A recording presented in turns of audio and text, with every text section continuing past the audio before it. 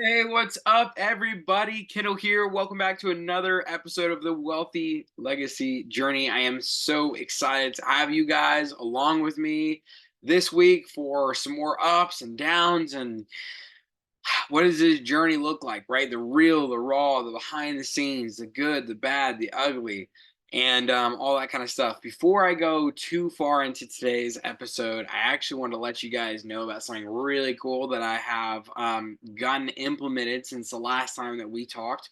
And that is, I've got the Amazon affiliate links up and running, which I'm super excited about. So if you'd like to support me, support the channel, I would greatly appreciate it. So now, whenever you go to the Google Docs at the top of the description of either the video if you're on YouTube or of the description on Spotify of this video or of this podcast, I guess, on Spotify, click on that or copy and paste the link into your browser, depending if it won't let you click or not. And in there, you're going to have links to any of the books we've gone over, and there's also a lot of other cool stuff. There's links to some really neat YouTube videos in and around investing, some really good podcasts around like mindset. And then there's also some great quotes on there at the bottom of that resource page. But at the top, there's the links for like EntreLeadership, Good to Great, Rich Dad, Poor Dad. I'm in the middle of two books actually right now. Why the Rich Get Richer by Robert Kiyosaki and Think and Grow Rich by Napoleon Hill. Two great. Why the Rich Get Richer by Robert Kiyosaki actually has some really good application stuff. Think and Grow Rich is a lot of mindset stuff. Just around like how do you get your mind to think maybe more in like just an entrepreneurial manner. Um, and so, anyways, but yeah, so we've got the three books in there now. There will be two more coming up soon as I finish those books and I upload the book reports on those. There's also Robert Kiyosaki's Cash Flow board game, which is super good. I actually just played it last night. I love the book. It's the board game. It's just a great reminder consistently of what you do that works. Like what is the path that you can take and over time it works. Because obviously you can play that board game through a lot faster than real life. Um, so anyways, if you go to Amazon to buy any of that stuff, it would in a huge way help me and help the channel. And because those are all Amazon affiliate links, but now I'll jump off of that. I also want to talk to you guys about a really neat thing. So this week, just really been thinking about the mission statement that I have. And this is kind of the cool thing. When you create a mission statement, it doesn't have to be concrete forever. There might come a time where you decide to change it, edit it.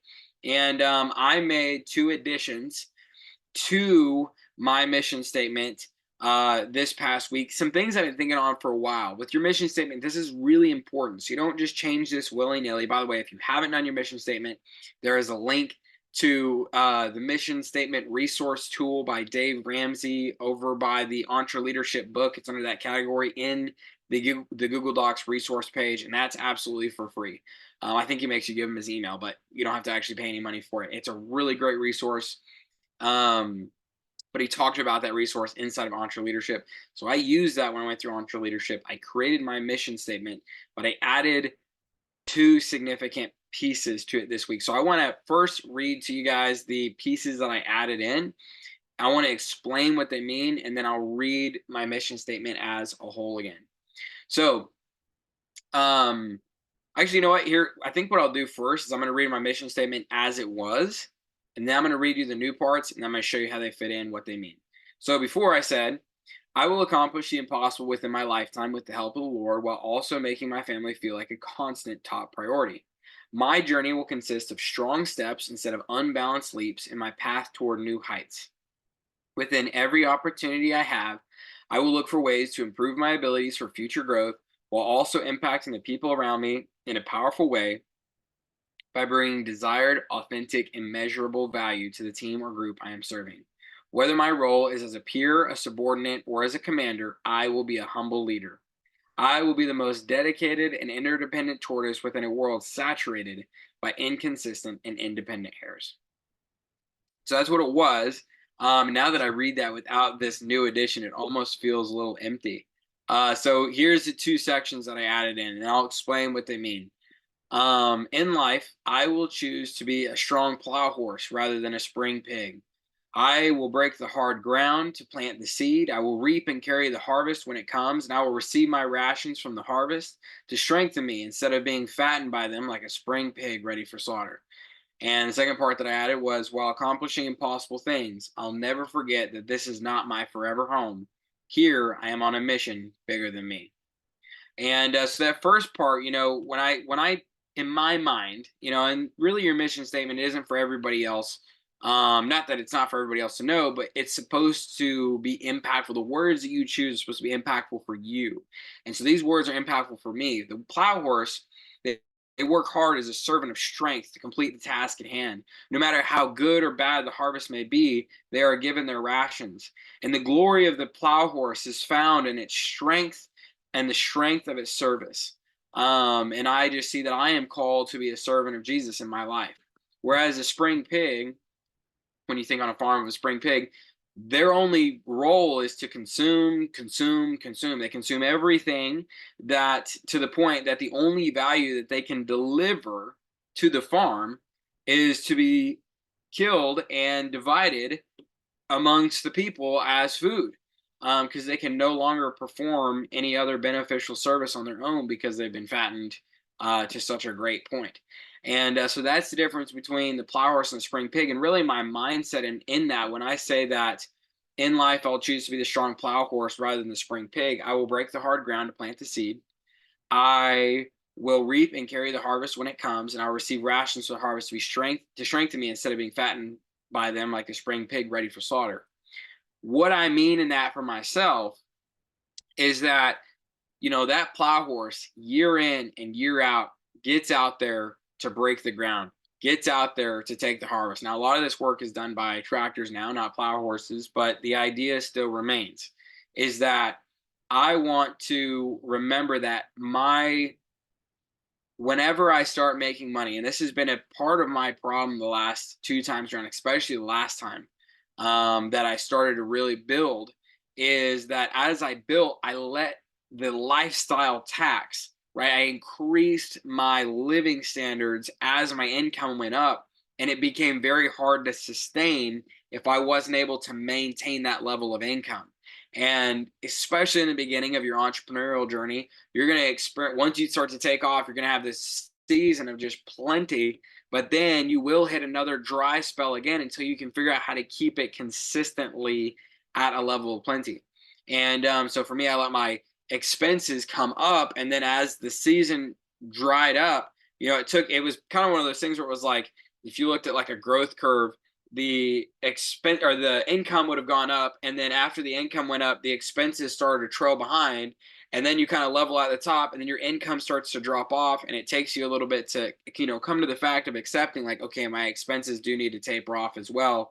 And so the growth curve is, it happens after the downward trajectory of your income as well, and it puts you on a financial roller coaster.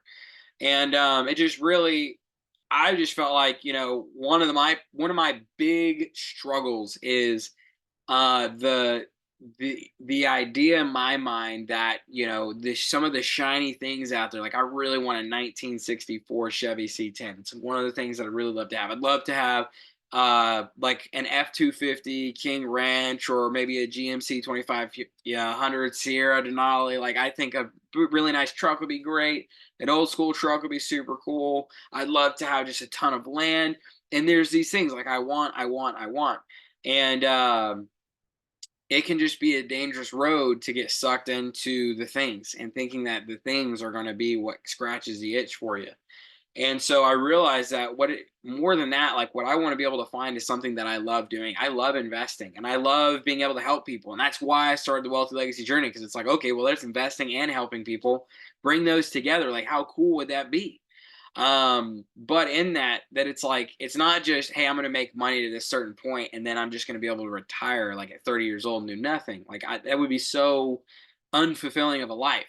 I'm still going to go out there. I'm still going to break the hard ground. I'm still going to, reap the harvest and carry the harvest in when the harvest comes.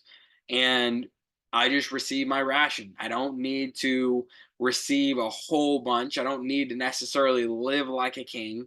Um, and that's going to vary for everybody about what that level looks like. If you look at my life right now compared to a lot of people experience in third world countries, I already live like a king. And so there's just such a and realizing that I think is really important.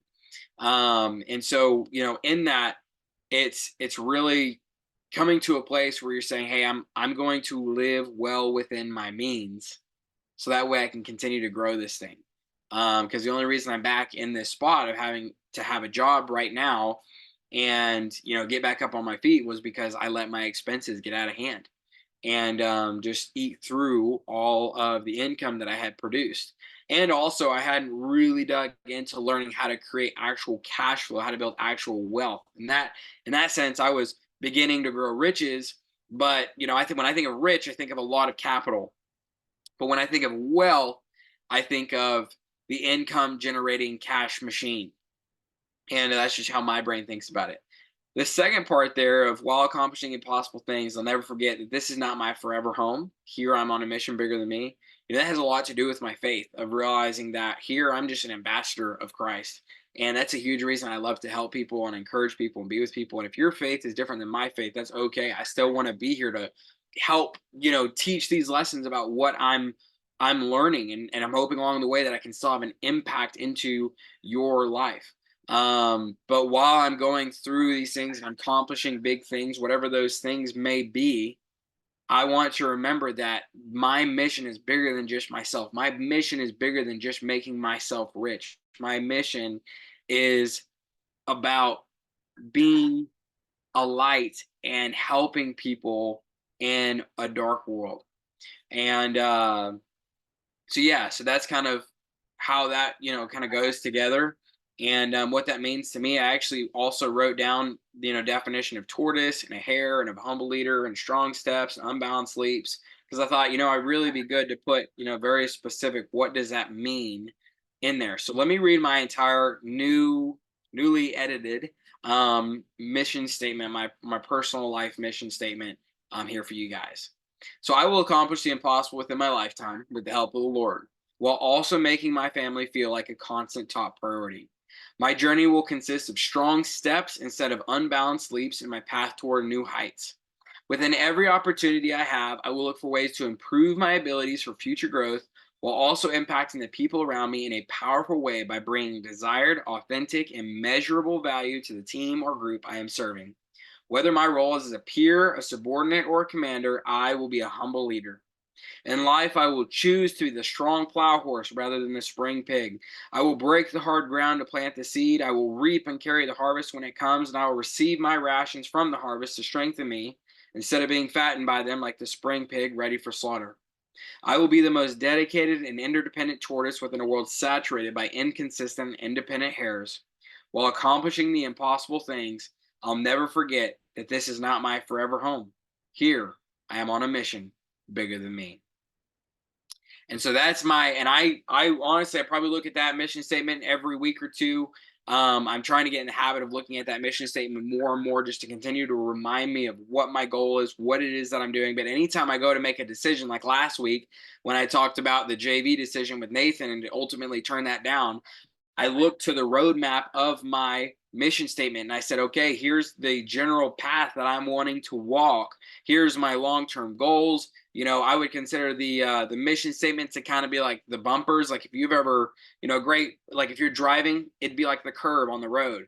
Or if you've ever, done bowling, it'd be like if there was the gutters, and if you go into the gutter, it's really hard to get back up onto the lane. But you can pull up the bumpers whenever you're bowling, and all of a sudden your ball will bounce and stay in the middle. When I think of my personal life mission statement, I think of it like the curb. I think of it like the bumpers. I think of it like the thing that keeps me where I'm supposed to be, right? The curb keeps my car in the road if it ever starts to veer to the right or the left, right? The bumpers keep the bowling ball in the lane so it doesn't go out into the gutter.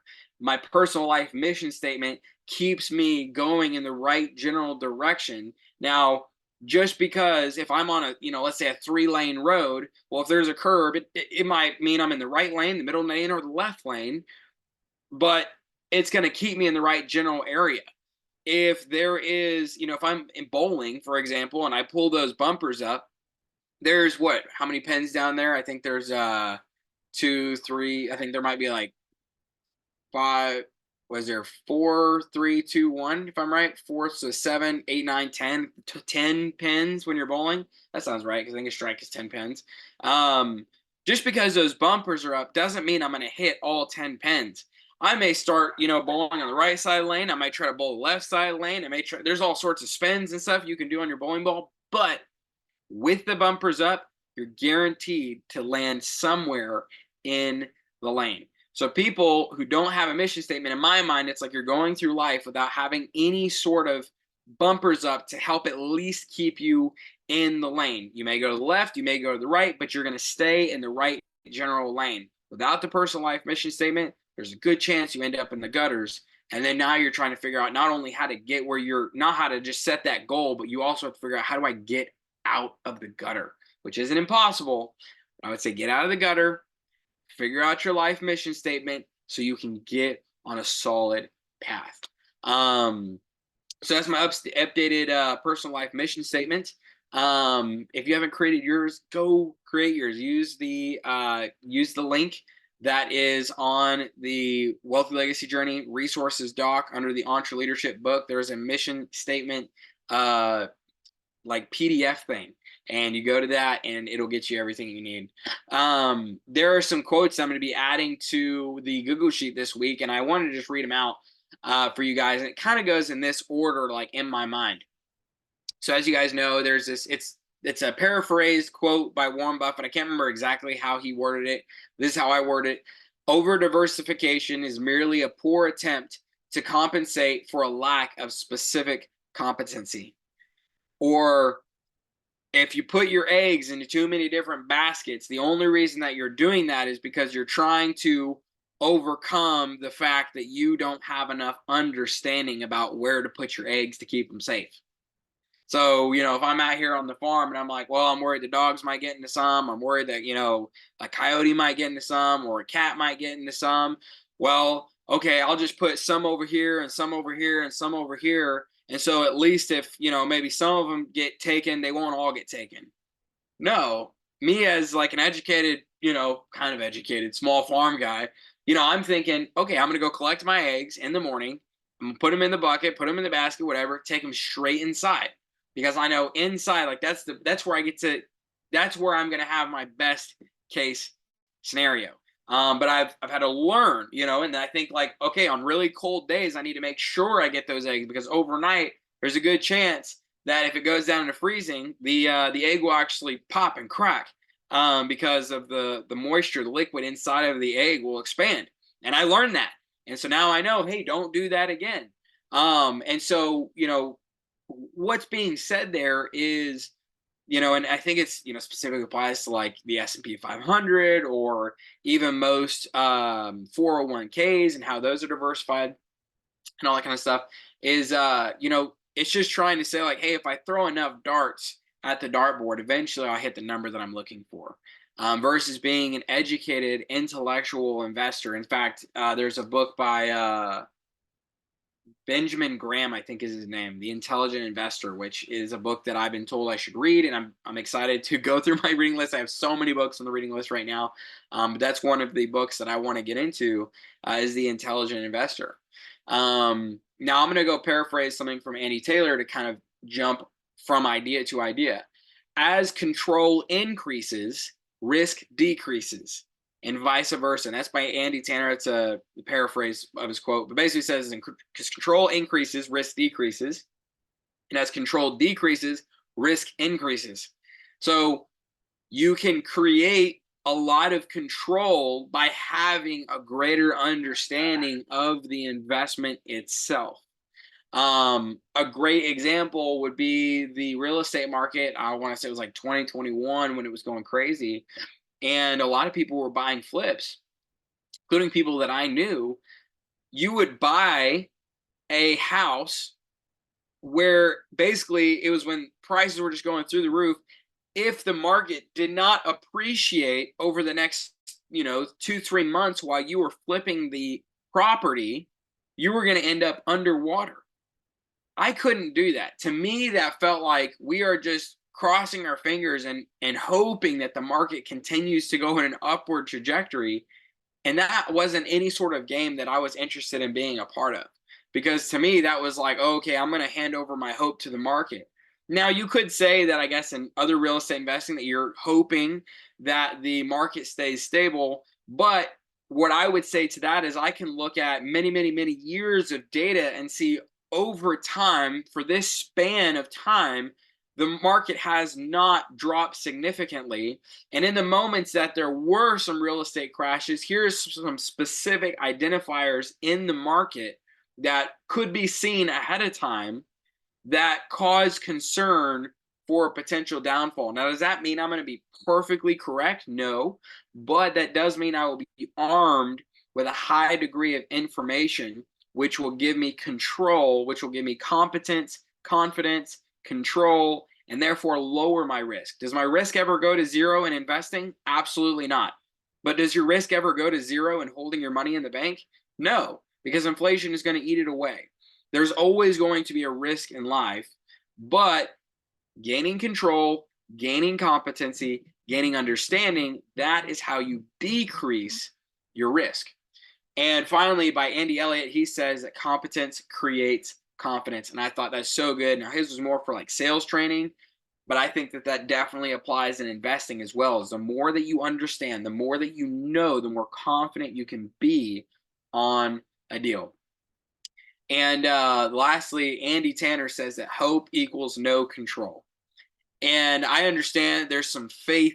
There's places of faith where we have hope, which we believe, in the power of the Lord and His control in a certain situation. I understand that. But what Andy Tanner here is specifically mentioning is like, if you say like, wow, I'm going to buy in here, I hope the market goes up. I hope that the real estate market keeps going up. I hope that the real estate market doesn't go down.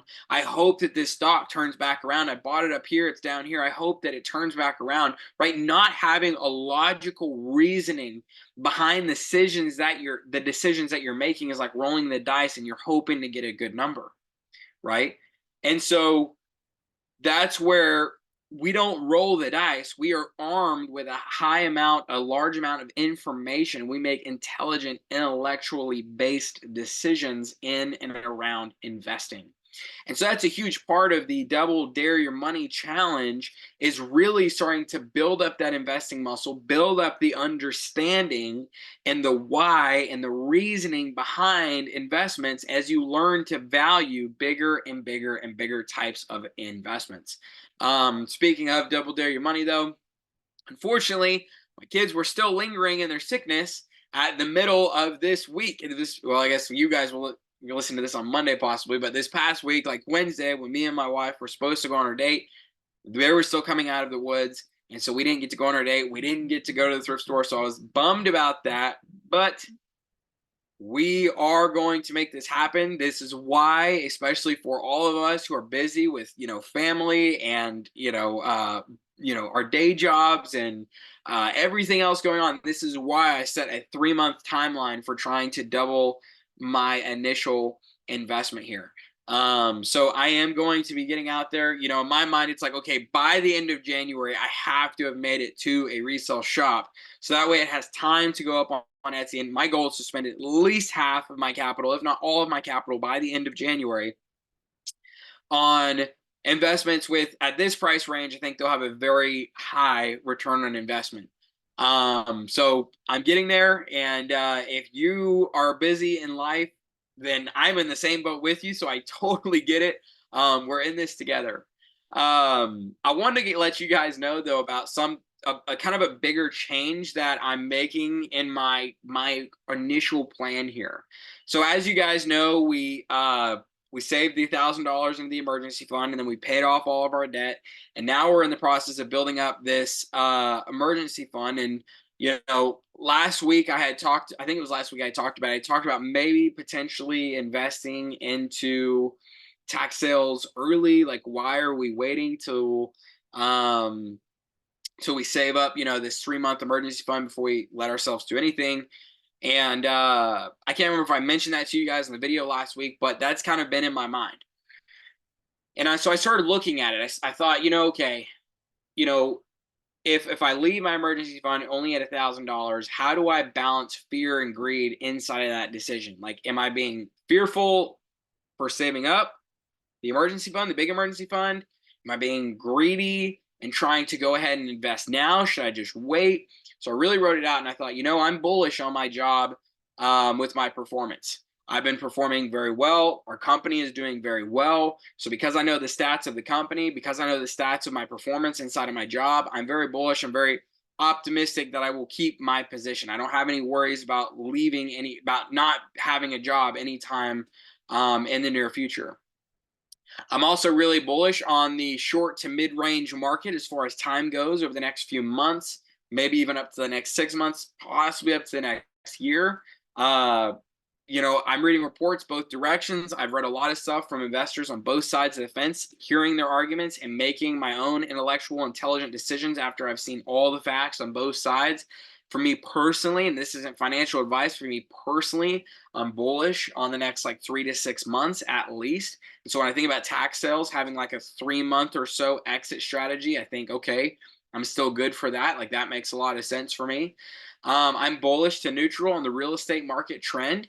And so I'm thinking, prices are probably going to either creep up or go pretty much sideways with interest rates doing what they're doing. And the market, the market hasn't shown many signs in my mind of significantly decreasing in value. So I think it'll hold. We might not quite sell at 2021, maybe 2022 highs, but I think where it's at right now is stable and we'll be able to keep having that as a consistent bar to operate from. So then my thought process is like, well, if I buy these tax sale deals with equity, then where's my risk? And on these tax sale deals, I'm talking about a significant amount of equity. I'm talking, 40 to 60%, maybe even 70% equity in these deals where you're going to have a 3-to-1 return on your reward versus the money invested, right? You might have 2-to-1, 3-to-1. I've seen some guys pushing 4 or 5-to-1. And so the reward to investment ratio, or if the investment to reward would actually like 1-to-5, it's so heavy on the investment side. Even if I had a 1-to-2, 1-to-3, if I said, hey, this tax lot's worth, let's just say $10,000 for easy money, I'm able to buy it for 5. Well, then if I needed to liquidate quickly, I could sell it at 5,500 if I'm just going to sign over the deed, right? And we're not going to do like a whole, title process. Or I could probably liquidate still pretty quickly at 8,000 if they're selling if they're selling pretty consistently at 10,000. Or if I'm willing to hold out, I could sell it at 10,000, and I could make I could double my money on that.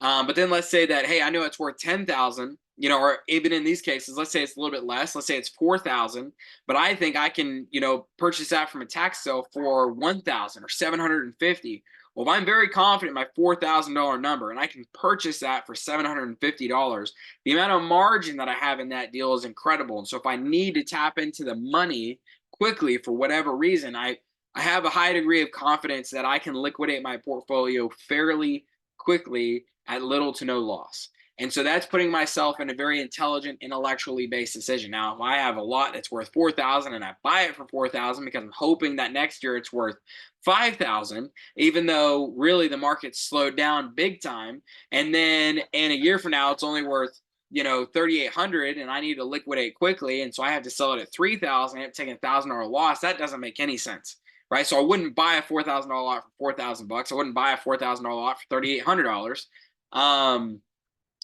To make $200 on a $4,000 investment, I just don't think that wouldn't make sense in my mind for what I know is out there and available in the market right now and what I know that the market is doing.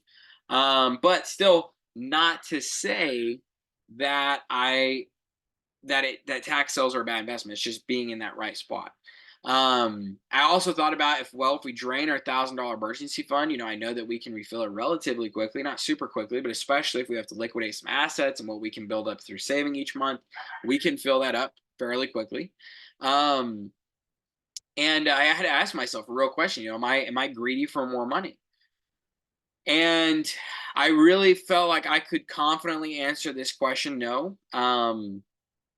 It's hard. It's hard when you're working with a lot of money. Maybe it's just me. Whenever you start moving a lot of money around, it's hard not to get eyes that see gold. Um, but I'm really trying to work to manage that and control that. And right now, I can fairly confidently say, I'm not going to say that I'm perfect at this because I'm definitely not perfect.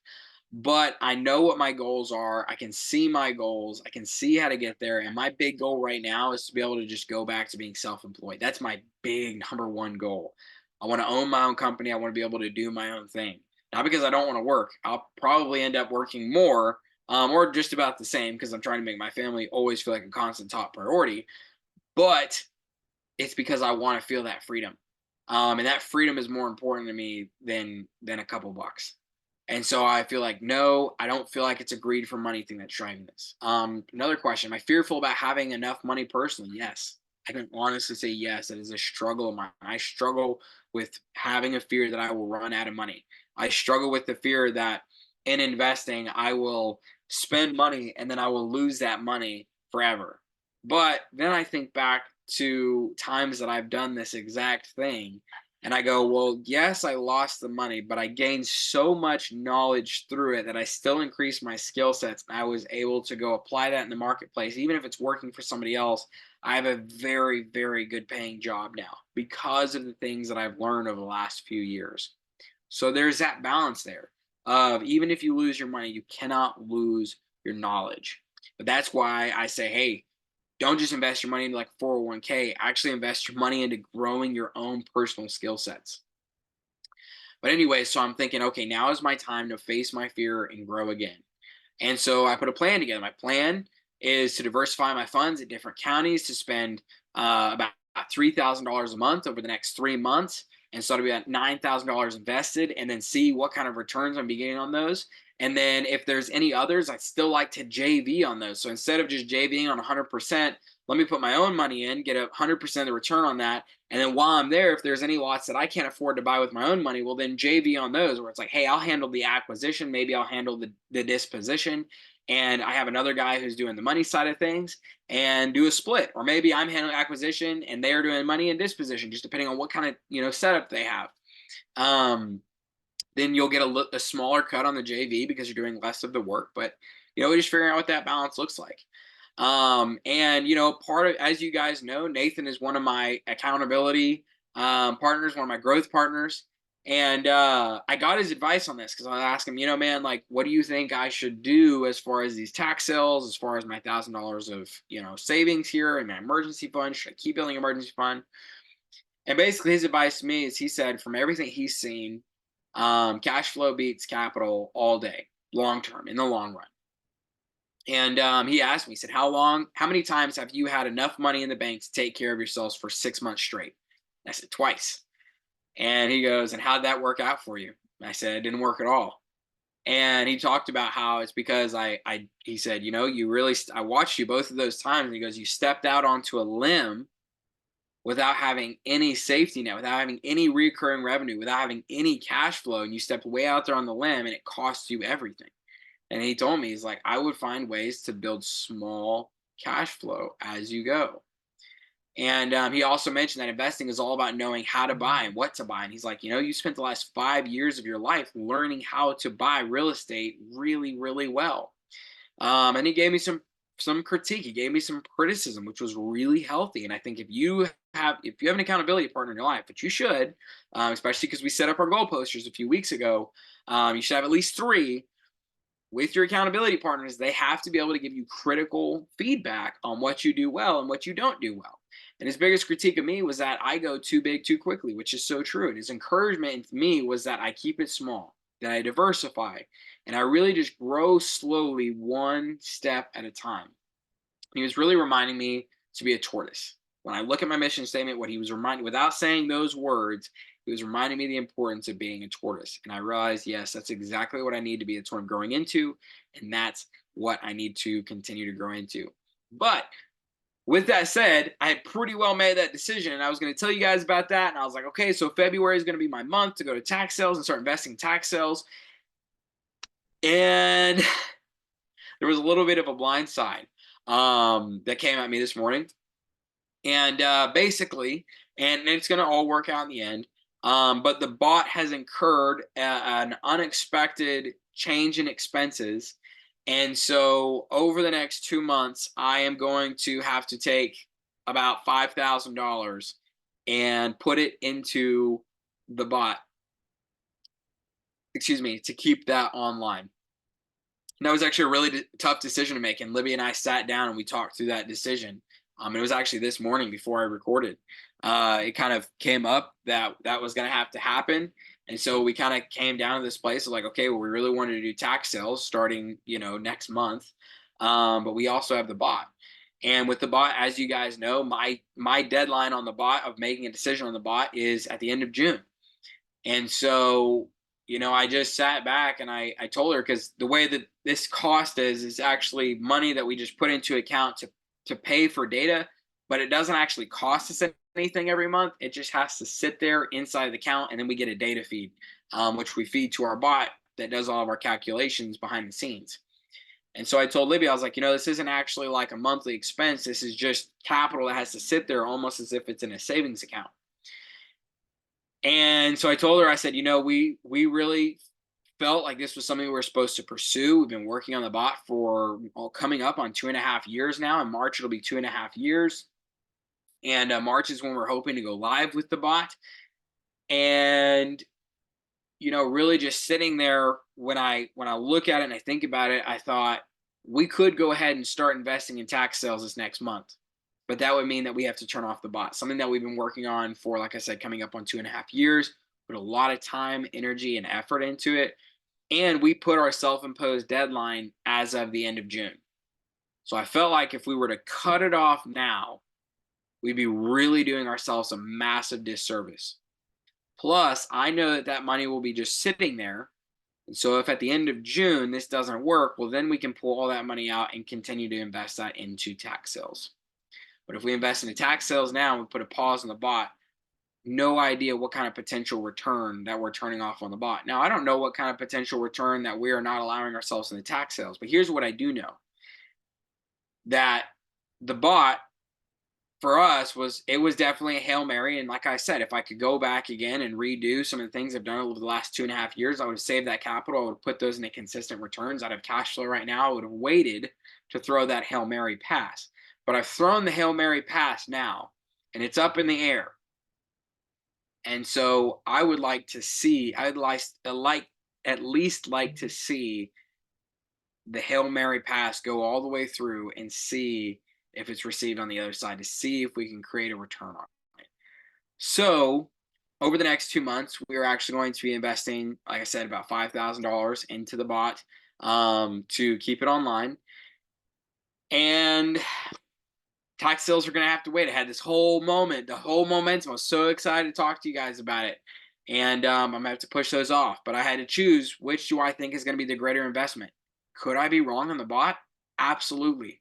But to me, I saw in the long run, to give myself a couple more months to see the bot all the way through to have an answer made more financial sense than going ahead and investing in the tax sales now and leaving myself with a what if. Does that mean I won't do tax sales? No, I'm absolutely one day going to do tax sales once I have the free capital for it. I'm just going to have to wait a minute. So that is what it is. The last things that I wanted to share with you guys as we're wrapping up this episode is I wanted to share kind of, it's come up a couple times this week actually. And so I thought this would be something impactful to share, especially for my kids, but anybody who's watching. And this has been a part of like my daily prayer routine. And so one of the things before I've started any of my sales calls lately is I honestly, I seek the Lord and I say, Lord, please give me favor among men. And I found a verse to go with that, and I wanted to share that with you. That is Proverbs 3:3-6. Proverbs 3, starting in verse 3. Let love and faithfulness never leave you. Bind them around your neck and write them on the tablet of your heart. Then you will win favor and find a good name in the sight of God and man. Trust in the Lord with all your heart and lean not on your own understanding. In all your ways submit to him, and he will make your paths straight. So really, let love and faithfulness never leave you. And if you want more on what the Bible says about love, and what that is. It's I want to say it's First Corinthians 13, starting in verse 4, maybe. But it talks about love, like love is patient, love is kind, and goes through. Actually, we just look at this right quick because I think this would be really, really kind of a powerful. Um, yeah, it is. So First Corinthians chapter 13, starting in verse 4. Love is patient, love is kind, it does not envy, it does not boast, it is not proud, it is not does not dishonor others, it is not self-seeking, is not easily angered. It keeps no records of wrong. Love does not delight in evil, but rejoices in the truth. It always protects, always trusts, always hopes, always perseveres.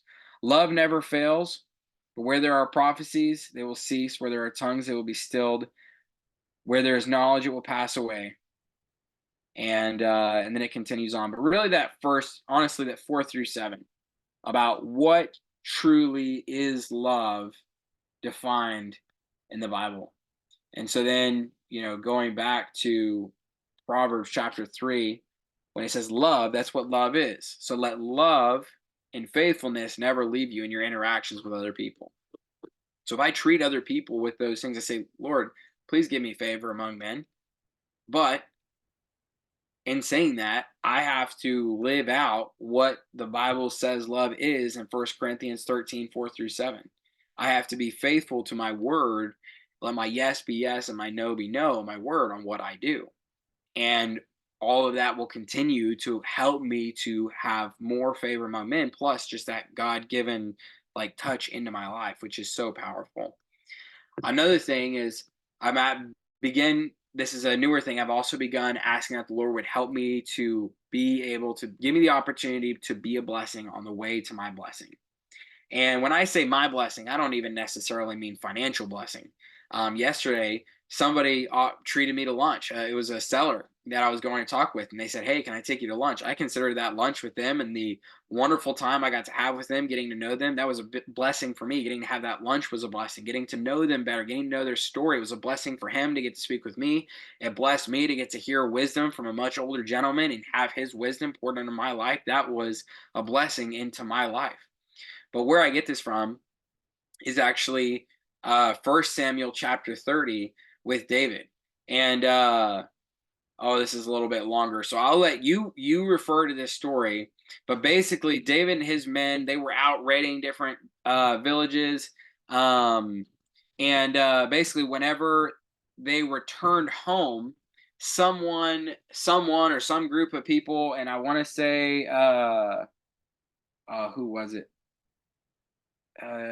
Came David, where do you belong? Okay, so there was the Amalekites. While David and his men were out, the Amalekites had came in and raided David's village and taken all their stuff. So David and his men come back.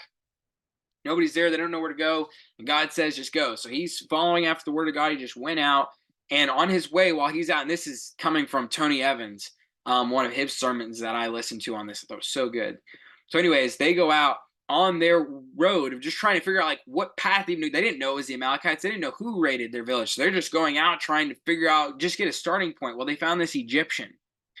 So they brought the Egyptian back to David. David said, give him food, give him water, clean him up and everything like that. So actually here it says, this is in verse 11. They found an Egyptian in a field who brought him to David. They gave him water to drink and food to eat, part of a cake and pressed figs and 2 cakes of raisins.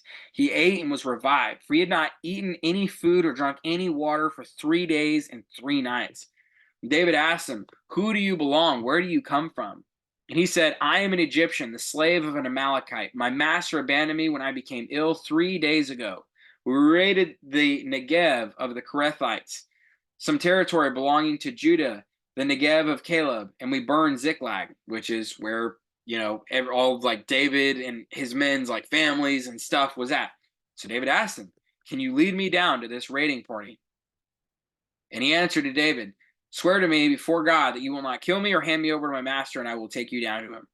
So basically, David comes along, this Egyptian, and he doesn't know who this guy is, but he gave him food, he gave him water, he sustained him, and he helped him as he's looking for, God, where is it that you have me to go exactly? He gave this dude all of this provision, not knowing who he was in any sort of way, not really thinking that this guy could probably help him in any sort of way find who it was that raided Ziklag. And it turns out that this guy is in this case the slave of one of the members who raided and took everything from David. So as David's going out trying to figure out where to go back to get his family and all of his stuff back, he runs into this guy. He's a blessing and pours into his life. And then this guy is actually out of nowhere, because that's just how God works, able to pour back into David's life, and David's able to go down. And the story here it's pretty exciting what happens. But basically everything is returned to David and then some, because of everything that they got back from the Amalekites once they caught up to him. And so that's the story that I base that request off of. Lord, help me to look for ways and to be aware of ways that I can be a blessing on the way to my blessing. And please help me to have favor among men. And last thing I want to share with you guys, this is just really something I'm excited about. Libby and I were going to a vision retreat this weekend for missions and figuring out how we can be more involved and active in that community again, which we had been several years ago, but then we started having kids and entrepreneur stuff and kind of lost sight of it. But especially as I've been doing the Wealthy Legacy journey, I've really been thinking about that legacy portion. That's one of the reasons I've done the Wealthy Legacy journey, but I also want to be, a part of the bigger mission, the bigger story. And so we're going to that this weekend. We're really excited about it and excited to see what fruit comes out of doing that. And it's not an entrepreneurial thing or anything like that. That's really a part of my legacy path. And so I would say for you guys, I would just be encouraging you right now, especially if you've been keeping up with all these episodes, really thinking about what is your legacy path and how are you continuing to keep up with that legacy, even going through all the things of life, whether it be like parenting and job and all the, marriage and all the other stuff that comes along with life. How are you building your intelligence, investing wisely, and working on building a legacy? And so with that said, I'm going to say our identity mantra, and I would encourage you to say it with me. And then we're going to kind of redefine wealthy, redefine legacy, and then we'll be done. Identity mantra: I explore the unknown. I conquer new frontiers. My journey is powerful, and my wake is a wealthy legacy. I explore the unknown. I conquer new frontiers. My journey is powerful, and my wake is a wealthy legacy. That is what will happen. And remember, wealthy is just the ability to cover your monthly expenses without having to lift a finger. So if you can get your expenses down, you can bring that cash flow up, then you're wealthy. And then continue to let build your cash flow, build your expenses. That's fine. But build your expenses off of the cash flow, not just capital gains.